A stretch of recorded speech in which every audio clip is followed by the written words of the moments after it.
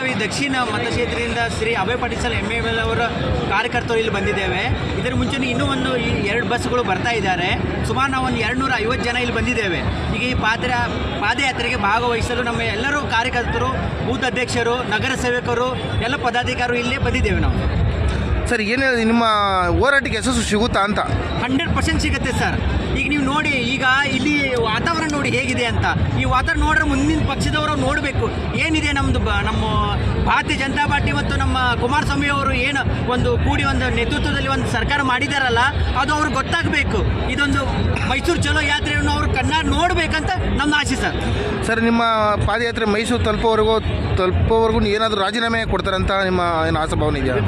ಖಂಡಿತವಾಗಿ ಸರ್, ಅದ್ರ ಬಗ್ಗೆ ಏನು ಮಾತಾಡೋ ಚಿಂತೆನೇ ಇಲ್ಲ. 100% ಅವರು ರಾಜೀನಾಮೆ ಕೊಡಲೇಬೇಕು ಸರ್. ನಿಮ್ಮ ಕ್ಷೇತ್ರದಿಂದ ಎಷ್ಟು ಜನ ಬಂದಿದ್ದಾರೆ ಸರ್? ಸರ್, ಈಗ ನಮ್ಮ ಕ್ಷೇತ್ರದಿಂದ ಟೋಟಲ್ 3 ಬಸ್ ಬಂದಿದೆ ಸರ್.